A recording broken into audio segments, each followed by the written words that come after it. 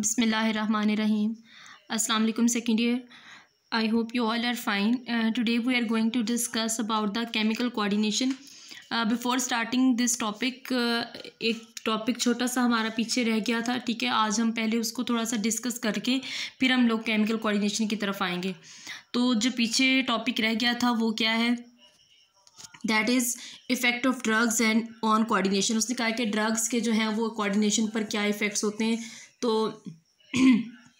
उसमें जो आपकी बुक में सिर्फ एक ही ड्रग के बारे में डिस्कस किया गया है और वो है निकोटीन. ठीक है, आपको पता है कि निकोटीन एक ड्रग होती है और इसी वजह से ये सिगरेट्स वगैरह के अंदर भी इस्तेमाल होती है. ठीक है, तो एक्शन ऑफ निकोटीन मतलब ये है कि निकोटीन बॉडी के अंदर क्या क्या चेंजेस लेकर आता है जिसकी वजह से हमारी नर्वस कोऑर्डिनेशन जो है वो इफ़ेक्ट होती है. ठीक है, तो उसने ये कहा है कि फर्स्ट इसका जो पॉइंट है, affects post synaptic membrane in both CNS and the PNS. उसने कहा है पेरिफेरल नर्वस सिस्टम और सेंट्रल नर्वस सिस्टम दोनों में जो पोस्ट साइनेप्टिक मेम्ब्रेन है ये उसको इफेक्ट करता है. अच्छा, आपने साइनेप्स वाला टॉपिक जो है वो पढ़ा होगा. ठीक है, तो उसमें साइनेप्स के साथ दो मेम्ब्रेन्स होती हैं जिसको हमने कहा था पोस्ट साइनेप्टिक मेम्ब्रेन एंड जो है वो प्री साइनेप्टिक मेम्ब्रेन. ठीक है, तो दोनों मेम्ब्रेन्स क्या करती हैं, न्यूरोट्रांसमीटर को रिलीज़ करती हैं. ठीक है, और नहीं बल्कि प्री साइनेप्टिक मेम्ब्रेन जो होती है वो न्यूरोट्रांसमीटर को रिलीज़ करती है और जो पोस्ट साइनेप्टिक मेम्ब्रेन होती है उसके अंदर रिसेप्टर्स प्रेजेंट होते हैं. अब वो रिसेप्टर्स क्या करते हैं,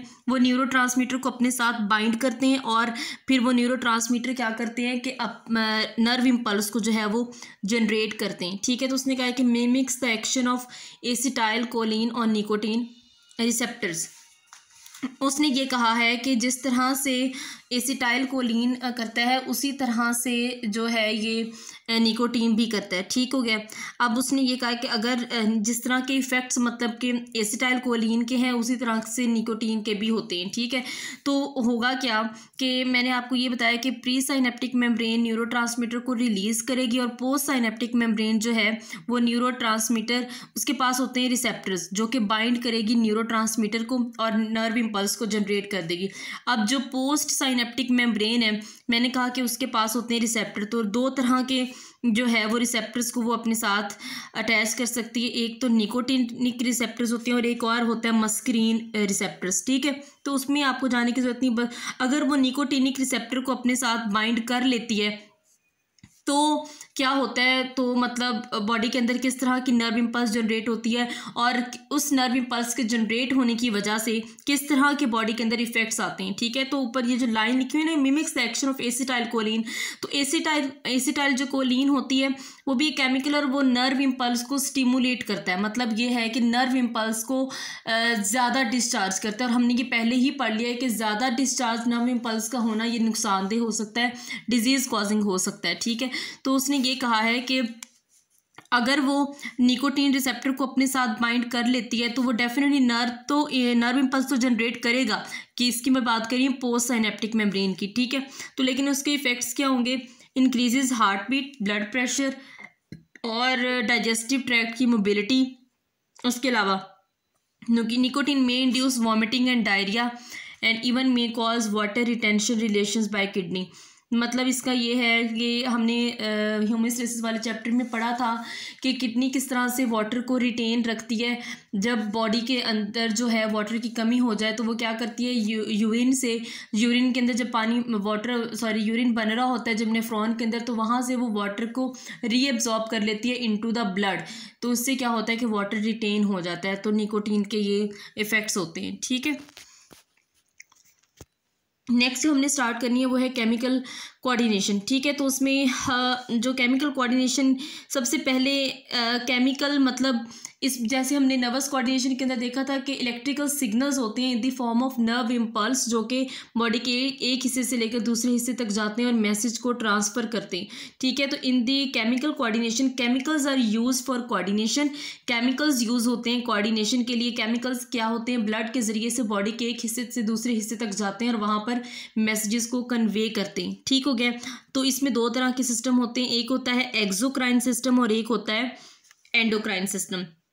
तो फर्स्ट ऑफ ऑल ये आपको एक्सो और एंडोक्राइन सिस्टम को भी समझने से पहले आपको ये पता होना चाहिए जो केमिकल्स होते हैं ये रिलीज कहाँ से होते हैं। तो बॉडी के अंदर खास किस्म के ऑर्गन्स या टिश्यूज़ होते हैं, ठीक है।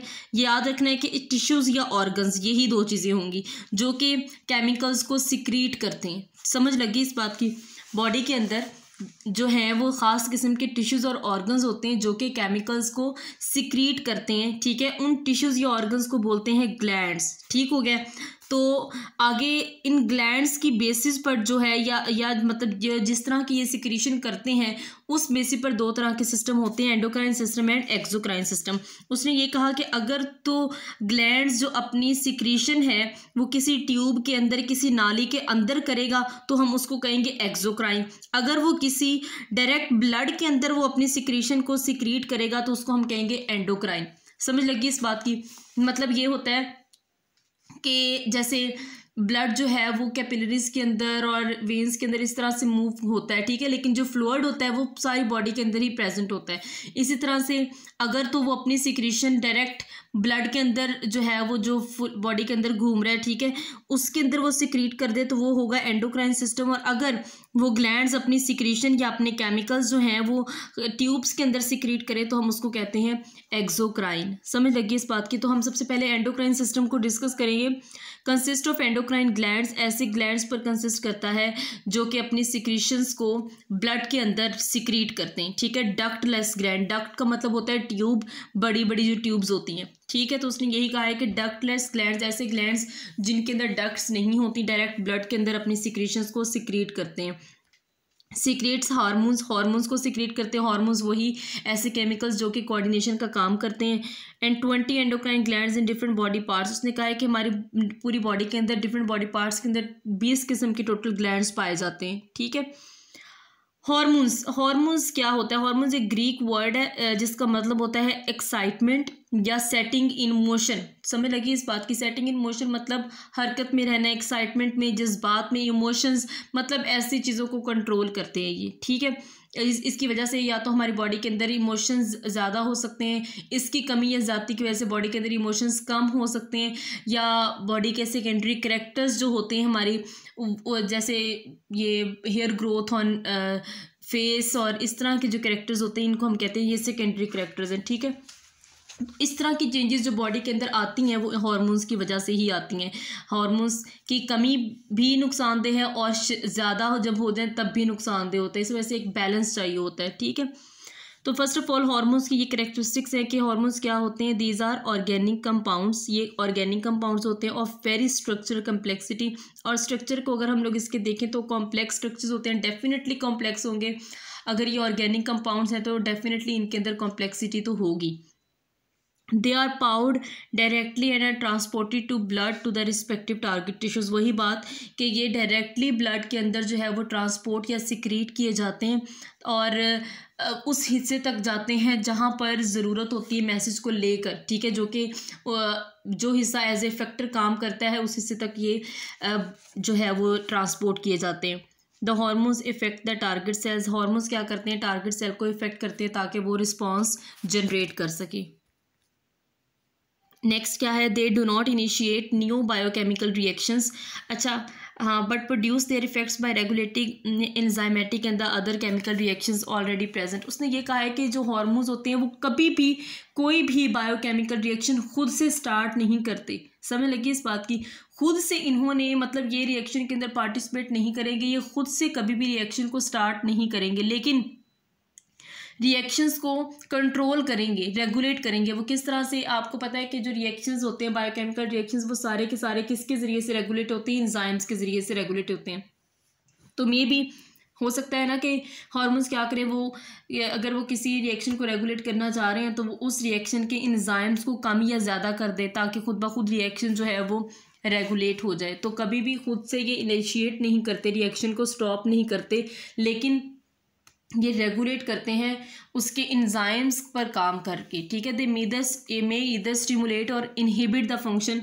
मैं आपको पहले ये बात बता चुकी हूँ कि हार्मोन्स का काम क्या है, बॉडी के फंक्शंस को रेगुलेट करना, ठीक है। तो या तो ये कोई एक्टिविटी को रोक देंगे या फिर ये स्टिमुलेट कर देंगे, शुरू कभी भी नहीं करेंगे, ठीक है।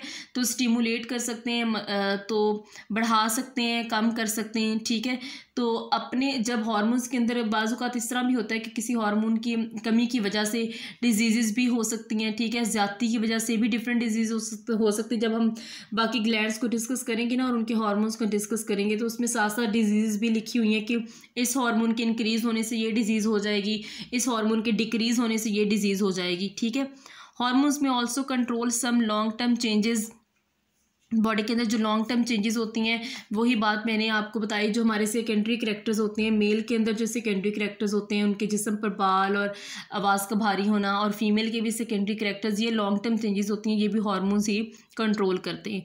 सच as the rate of growth, rate of metabolic activity and sexual maturity, ठीक है। वही बात की रेट ऑफ ग्रोथ और metabolic activity and sexual maturity. Sexual maturity का क्या मतलब होता है, जब इंसान कोई भी बालिग हो जाता है तो उस वक्त उसके जो भी करैक्टर्स हैं वो भी हार्मोन्स के ज़रिए से ही कंट्रोल किए जाते हैं।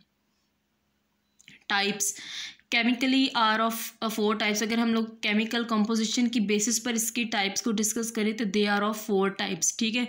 तो प्रोटीन्स हो सकते हैं, amino acids and their derivatives हो सकते हैं, पॉलीपेप्टाइड्स हो सकते हैं एंड स्टेरॉइड्स हो सकते हैं, ठीक हो गया। अब आप लोगों ने ये नहीं सोचना कि प्रोटीन्स हैं, अमाइनो एसिड्स एंड पॉलीपेप्टाइड्स हैं, तो ये तीनों तो एक ही बात है, क्योंकि हम यही कहते हैं ना कि प्रोटीन्स जो होती हैं वो अमाइनो एसिड से मिलकर बनती है, अमाइनो एसिड्स जो होते हैं वो पॉलीपेप्टाइड चेन्स बनाते हैं, ठीक है। लेकिन ये डिफरेंट है इस बेसिस पर कि प्रोटीन्स के अंदर हम लोग बात करेंगे तो प्रोटीन्स के अंदर बहुत सारे अमाइनो एसिड्स आ जाएंगे, और अगर अमाइनो एसिड की बात करें तो सिर्फ एक सिंगल अमाइनो एसिड की बात कर रहे हैं जो कि हार्मोन के तौर पर एक्ट कर रहा है। इसी तरह से पॉलीपेप्टाइड है तो वो भी चेन्स हैं, और स्टेरॉइड्स, ठीक है। तो ये डिफरेंट टाइप ऑफ हार्मोन्स है, उसमें proteins, amino acids, polypeptides and steroid. Short question के हवाले से बेटा ये इंपॉर्टेंट चीज़ है। अगर हम लोग प्रोटीन की बात करें तो इसमें इंसुलिन एंड ग्लूकागोन, ये दोनों चीज़ें यूज़ होती हैं। आप लोगों को पता होगा कि जब डायबिटीज़ होती है ना तो बॉडी के अंदर ग्लूकोज का लेवल हाई हो जाता है। ग्लूकोज के लेवल को डिक्रीज़ करने के लिए बॉडी के अंदर इंसुलिन की प्रोडक्शन होती है जो कि उसको डिक्रीज़ करता है। जब इंसुलिन का लेवल हाई हो जाता है तो उस वक्त ग्लूकागोन प्रोड्यूस हो जाता है ताकि वो इंसुलिन को जो है वो कंट्रोल कर सके। तो अब इस चीज़ से आपको ये पता लग रहा होगा कि ये किस तरह से किसी चीज़ को स्टिमुलेट करते हैं और किस तरह से किसी चीज़ को इनहिबिट करते हैं, ठीक है। Epinephrine, thyroxine and nor epinephrine, ठीक है, ये जो है अमाइनो एसिड्स हैं। उसके अलावा पॉलीपेप्टाइड्स में वेसोप्रेसिन आ जाती है, anti diuretic hormone ADH and oxytocin. और vasopressin, anti diuretic hormone and oxytocin, ये भी आपने होम्योस्टेसिस वाले चैप्टर के अंदर पढ़ा था कि ये किस तरह से रीअब्जॉर्प्शन करते हैं वाटर की किडनी से। उसके बाद है स्टेरॉइड्स जिसमें ओएस्ट्रोजन, टेस्टोस्टेरोन एंड कॉर्टिसोन आ जाएगा, ठीक है। और ये एस्ट्रोजन और टेस्टोस्टेरोन ये मेल और फीमेल के अंदर जो है ये जो होते हैं ये हार्मोन्स करैक्टर्स को कंट्रोल करते हैं, सेक्सुअल करैक्टर्स को, ठीक है। और कॉर्टिसोन लेकिन थोड़ा सा डिफरेंट होता है इससे, ठीक है। And that was all about chemical coordination. सिर्फ इंट्रोडक्शन था हार्मोन्स का। नेक्स्ट लेक्चर में हम इसको डिटेल से देखेंगे। अल्लाह हाफिज़।